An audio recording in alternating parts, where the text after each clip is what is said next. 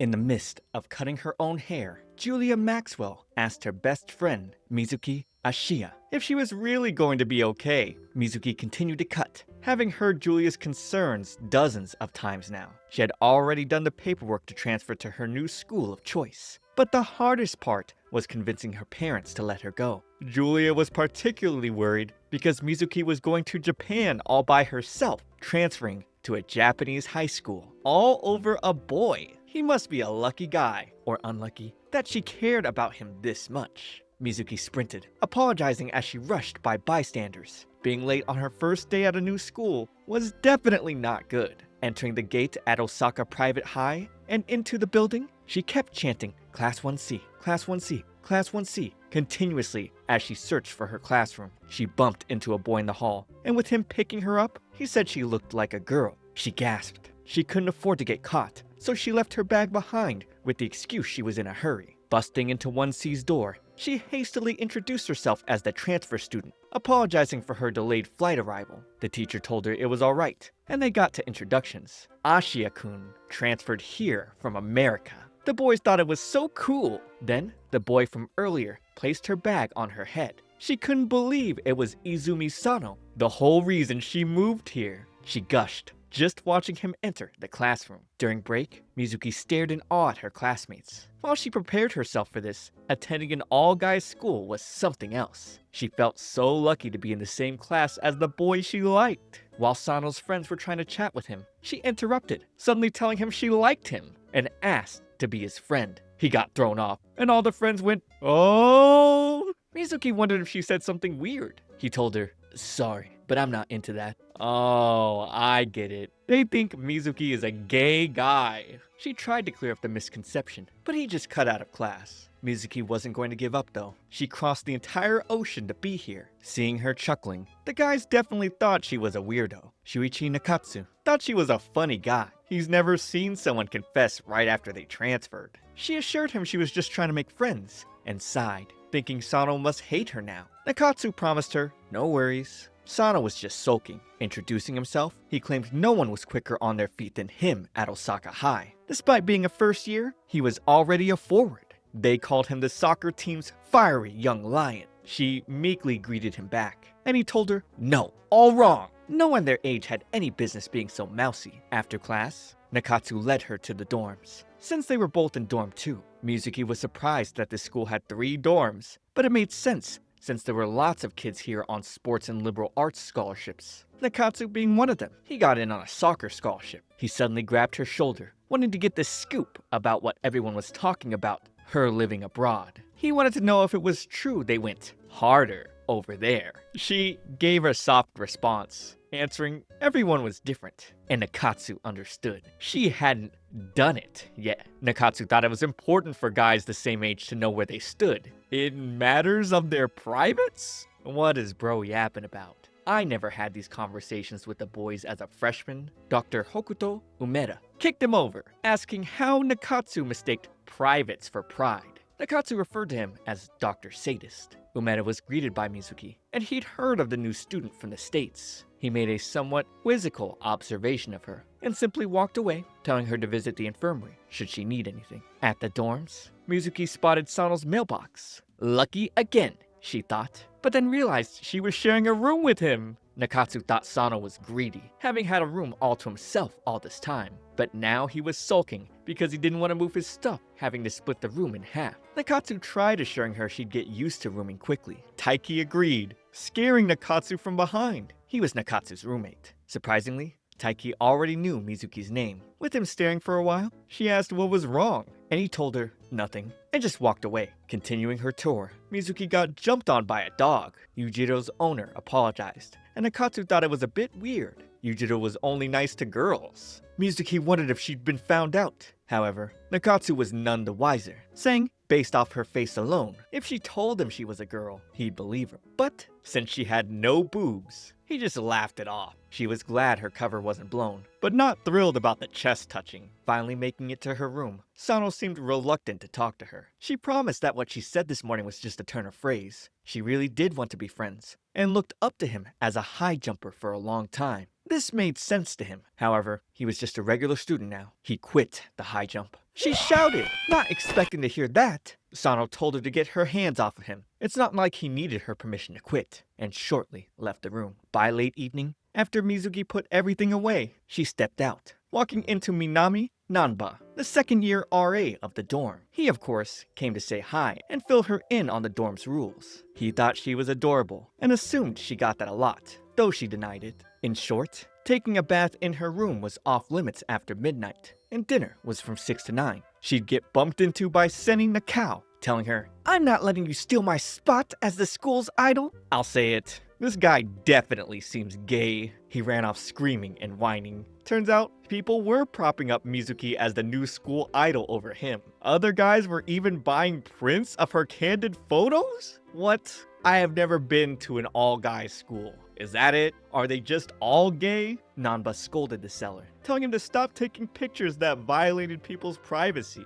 Mizuki was starting to rethink her decision to come here. Nanba then asked Mizuki to let it slide. It's not like there was much else to do here. Nikatsu came by looking for her. He wanted to invite her for dinner and warned her about talking to Nanba, saying, "A doll like you could get pregnant just talking to the likes of him." Alright, yup, that's where this anime is going. Mizuki ended up stepping away outside, having caught a glimpse of Sano. She observed him up close. He looked like he was dozing so soundly. A tennis ball dropped. It was Yujiro, wanting to play. She tried to shush him and threw the ball so she could sit beside Sano. She poked his cheek, uttering she really did love seeing him do the high jump. She caught him before he could fall over and wake up, but he'd fall over again, this time onto her shoulder, and she'd blush. The happy dog would join in next, and Sano woke up, surprised he was on top of Mizuki. Luckily, she was able to put the blame on Yujiro and make the excuse that he looked like he was sleeping so peacefully. She figured she'd block the wind for him. This got Sano to chuckle. During PE, she pondered on why she didn't ask why he quit. She did her trial run, and the guys were totally impressed by her run time. The school was all talk about how the transfer student broke the school record for the 100-meter dash. Nikatsu felt some type of way. She was faster than him. Juso Hayato, the captain of the soccer team, would approach to invite her on the team. He wanted her as a forward. However, the track team wanted her too. And so did rugby, baseball, basketball. Every team captain wanted to recruit her, with her running even faster away from them. They were even more impressed. She got away by ducking outside of a window. She noticed some feet peeking from the bushes. It was Sano again. The guy really fell asleep anywhere. She got closer and closer to his face, almost kissing it, but stopped, hearing the captain still calling for her. She wondered what she was just trying to do.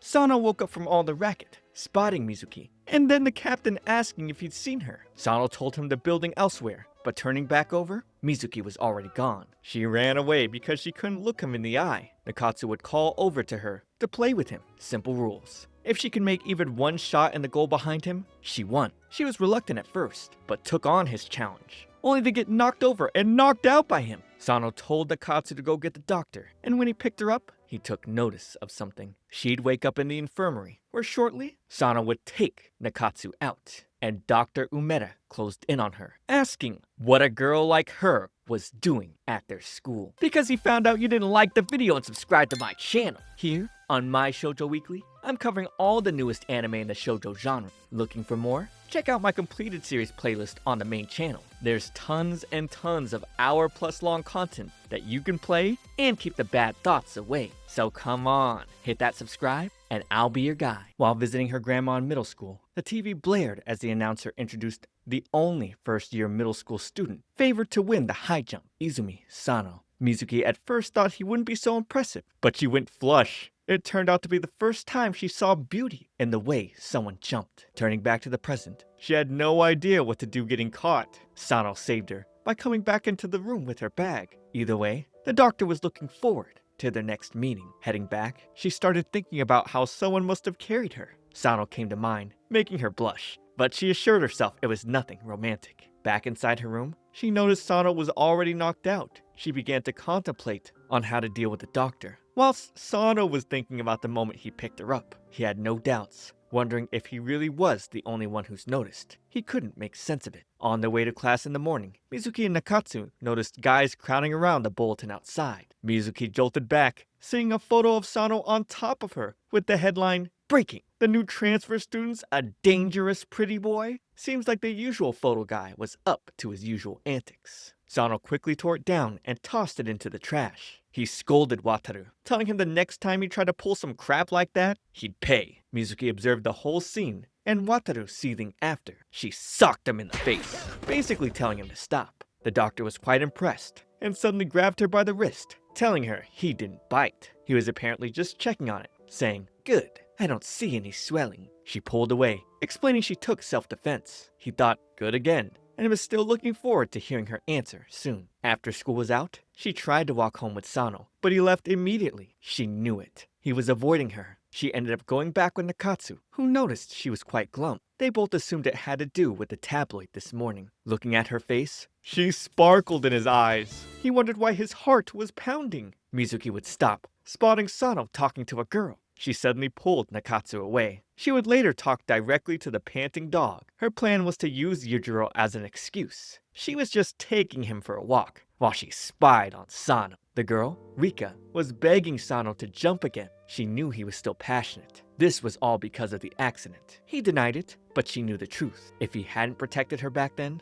that never would have happened to him. But he told her his leg was already fully healed, and that had nothing to do with it. Quitting the high jump was his decision. Yujiro suddenly barked and dragged Mizuki out in an embarrassing fashion. She went, "Gosh, Yujiro's been insisting on taking the strangest routes on these walks. He's such a handful. Goodbye." She had a somewhat sad look shortly after. She thought the two seemed like a couple. She had no idea he had gotten into an accident. She felt like she didn't know enough. She wanted to learn more about Sano. And he, of course, appeared overhead. Walking back together to get dinner, she nervously asked about the girl from before. She told him she was really cute. Rika was just a girl he knew from middle school though. Mizuki was surprised to see that, despite Yujiro not liking guys, he liked Sano. It made sense though, since he's the one who found him. It was just after Sano moved into the dorm half a year ago. The animal shelter was trying to cart away this puppy. Two men were forcibly dragging it along, but he kept digging his paws. Before Sano knew it, he had Yujiro in his arms and was begging the janitor to keep him. Yujiro had been living with the woman and her daughter, but the woman's new husband didn't like dogs. Bruh.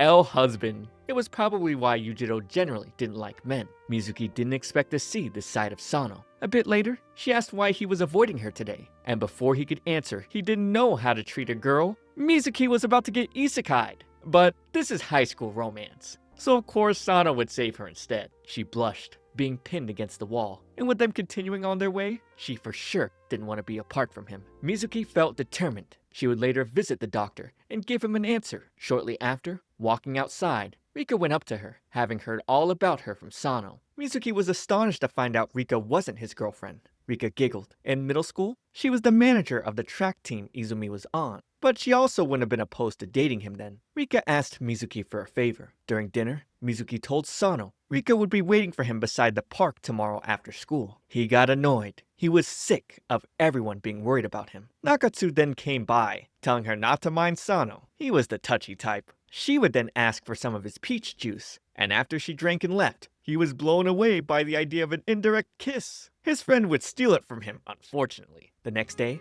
Mizuki would find Sano staring at the high jumpers while taking Yujiro on a walk. She felt relieved. Sano told her he did end up chatting with Rika. Mizuki realized he didn't hate the high jump at all. While Mizuki showered that night, she thought back to where she told the doctor she came to this school because of a high jumper who inspired her to start track. She really grew to love it. She dreamed of doing the high jump with him one day, and didn't care if Umeda bullied her. She wasn't going to drop out, no matter what. The doctor seemed bored, however, and told her if she was trying to get somewhere by seducing him, he would have expelled her in an instant. He told her to do whatever she wanted. She suddenly hugged him from behind, and he was ambivalent, thinking women were so annoying. She asked how he figured it out, but of course, she wasn't going to fool a doctor. Also, he's gay. Sano would suddenly walk in on her finishing her shower. He had her give him his watch, and wondered why she didn't just close the curtain. But she thought it was fine, since he only saw her back. Not a bad start to the series. It's your very typical high school shoujo. You know, this one has a fake BL plot. It's kind of like BL, but it's like safe BL, you know, because she's a girl. I've seen this before, but yeah. What do you guys think? You want me to keep covering this? Subscribe for more content. But for now, watch this next video. It's me, ComfyTea. I'll see you all in the next one.